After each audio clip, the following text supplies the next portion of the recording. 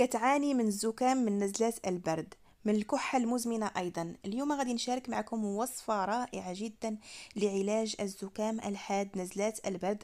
واحد الوصفة اللي غادي تطلع لك المناعة وتخلي مناعتك تكون قوية، غادي تعالجك من نزلات البرد الحادة خصوصا الزكام. الوصفة ديال اليوم وصفة للوليدات الكبار والوليدات الصغار والناس الكبار. وصفة زوينة بزاف بزاف، مكون رائع جدا غادي يعالجك من كل مشاكل او لا من نزلات البرد. المكون اللي غادي نشارك معكم اليوم هو القنارية او الخرشوف. هذا المكون رائع رائع جدا في علاج الزكام ونزلات البرد اللي كتكون عند الاطفال، الناس اللي الوليدات اللي كيعانيو من الزكام، حتى بالنسبه للناس الكبار. الكحه المزمنه، السعال الحاد، كيكون عندك ضيق في التنفس. اليوم غادي نشارك معكم به واحد الوصفه، مشروب طبيعي 100% غادي يعالج لك كل هاد المشاكل، خصوصا إذا كان عندك ضيق في التنفس، خصوصا إذا كان عندك زكام اللي هو حاد. غادي نشارك معكم واحد الفيديو زوين وبسيط. كنتمنى انكم تخليو لايك في هذا الفيديو هذا تشجيعا ليه باش يوصل لاكبر عدد من الناس والكل يستافد، خصوصا بالنسبه للولاد الصغار اللي كيكون عندهم مرض الزكام، يعني كيرافقهم طيله البرد كامل. داكشي علاش غادي نشارك معكم هذا الفيديو هذا. كنتمنى ما تبخلوش ليا بلايكاتكم. وندوزو على بركه الله الوصفه ديالنا. كتاخدي قطعه من القناريه او الخرشوف، هادو هما الاسماء اللي عنده، كل واحد وشنو كيسميه. هاد النبته هادي فهي زوينه بزاف بزاف للبروده والبرد. كتاخديها بهذا الشكل هذا كيف ما كتشاهدوا معايا، وغادي ناخذ قطعه صغيره منها، غير صغيره كيف ما كتلاحظوا معايا، هذه كافيه. وغادي ناخذ مبشره اللي تكون رقيقه، وغادي نقوم بالبشر ديالها بهذا الشكل هذا كيف ما كتلاحظوا معايا. بالنسبة لهذا المكون هذا فهو رائع رائع جدا بالنسبة للناس اللي عندهم المناعة ضعيفة. كننصحكم به، كيطلع المناعة، أيضا كيعالجك من كيحميك من عدة أمراض. فهو زوين بزاف بزاف هذا المشروب. غير جربوه وغادي تعرفوني علاش كنهضر.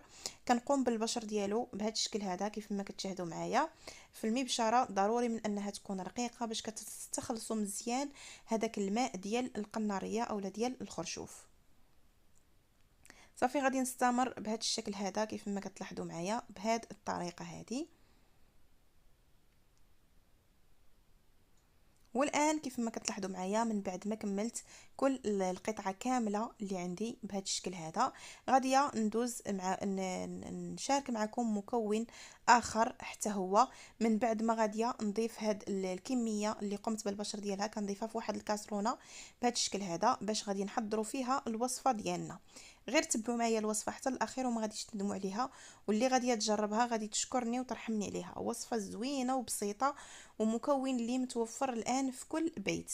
كنضيف الماء كيف ما كتلاحظوا معايا بهذا الشكل هذا، تقريبا واحد الكوبين كبيرين من الماء.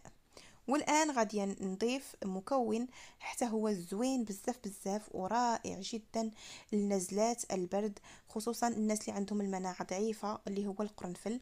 كيعالج الزكام يعني الرواح، كيعالج نزلات البرد الحاده، الكحه المزمنه، ضيق التنفس. كتضيفي قطع من القرنفل بهذا الشكل هذا او حبات من القرنفل. هنا عندي قطعة صغيرة من الزنجبيل الأخضر، وحتى هو رائع رائع جدا للزكام، وأيضا رائع جدا بالنسبة للناس اللي عندهم آلام في الحنجرة، اللي عندهم انتفاخ في اللوزتين. كنصحكم بهذه الوصفة هذه أيضا. بالنسبة لهذه الوصفة كتعالج يعني الالتهاب اللي كيكون في الحنجرة أو الآلام. أيضا بالنسبة للناس اللي عندهم التهاب في اللوزتين، حتى هو زوين بزاف بزاف، اللي كنقولوا لهم الحلاقم. هنا كيف ما كتلاحظوا معايا كنقوم بالبشر ديال هذه القطعه ديال الزنجبيل الاخضر. ضروري اخواتي انه يكون اخضر ويكون طري. كونوا على يقين انه كيعالج الالام اللي كتكون عندك في الحلق، خصوصا من كتكوني مريضه وضربك البرد، كيكون عندك زكام حاد، كتكون عندك كحه. كنصحك بهذه الوصفه هذه، راها كتعالج الالام ديال الحنجره. صافي هنا كيف ما كتلاحظوا معايا كنضيف هاد القطعه ديال الزنجبيل الاخضر من بعد ما قمت بالبشر ديالها، حتى هي غادي نضيفها في نفس الكاسرونه اللي عندي بهذا الشكل هذا كيف ما كتشاهدوا معايا. وصفه سهله وبسيطه وما فيها حتى شي مكونات يعني اللي معقدين او مكونات اللي ما متوفرينش عندكم. بالنسبه للزنجبيل الاخضر ضروري انكم تضيفوه اخضر او لا طري. بزاف د السيدات غادي يسولوني في التعاليق واش نقدروا نديروه غبره، غادي نقول لكم لا، ديروه طري لانه يكون عنده فوائد احسن. غادي ندوز نوضعها فوق النار حتى يغلى ليا مزيان مزيان هذا المحلول هذا او هذا المشروب. ضروري من انكم تغطيو الكاسرونه باش ما يتبخرش لكم الفوائد ديال هذه المكونات مع الماء. هنا من بعد ما غلى ليا مزيان مزيان كيف ما كتشاهدوا معايا، كناخذ مصفات وكنقوم بالتصفيه ديال هذا المشروب هذا بهذا الشكل هذا كيف ما كتشاهدوا معايا. هذا المشروب كيف قلت لكم عندكم الام في الحنجره، التهاب في الحنجره، عندكم اللوز يعني اللوزتين منفوخين، عندك الزكام الحاد بالنسبه للناس اللي عندهم الضعف في المناعه، كيقوي وكيطلع المناعه. كتاخدي هنا نصف ليمونه وغادي نقوم بالعصر ديال نصف ليمونه كامله في هذا المشروب هذا بهذا الشكل هذا. كتعصريها كامله مزيان مزيان وكتضيفيها في هذا المشروب كيف ما كتشاهدي معايا.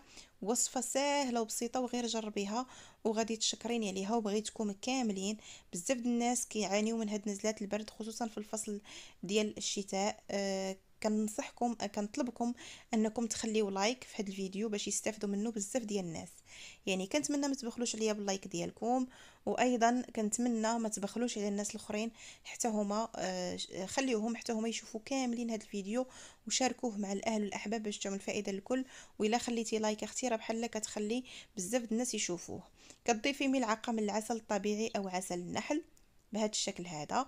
بالنسبه للعسل الطبيعي او عسل النحل الا ما كانش متوفر عندك فهو احسن حتى هو دواء، ولكن الا ما كانش متوفر عندك خصوصا الا كانوا الوليدات الصغار كتقدري تضيفي لهم ملعقه من السكر باش يقدروا انهم يتناولوا هذا المشروب هذا وما يجيهمش حار. داكشي علاش الا كان عسل طبيعي او عسل الحر فيكون افضل. الا ما كانش كتضيفي ملعقه من السكر بالنسبه للاطفال اللي ما كيقدروش يتناولوا هذه المشروبات هذه. كيف ما كتشاهدوا معايا هذا المشروب هذا كتشربوه في الصباح من كتفيقوا على الريق بالنسبه للوليدات الصغار حتى هما. من بعد كتشربيه قبل ما تنعسي، كتشربي كوب قبل ما تنعسي ايضا وكتغطاي وكتعرقي عليه مزيان مزيان. غير جربي يا اختي هذا المشروب راه كيعالج كيف قلت لكم الام الحنجره، التهاب الحنجره، اللوزتين، الزكام، الكحه المزمنه. الا كان عندك نقص في المناعه كيطلع لك المناعه. وصفه زوينه ومجربه، غير جربيها وان شاء الله غادي تشكريني وترحميني ليها. ديري يا اختي لايك وخلي هذا الفيديو يستافدوا منه بزاف ديال الناس. كنتمنى يعجبكم الفيديو وتشاركوه مع الاهل والاحباب باش تعمل فائده للكل.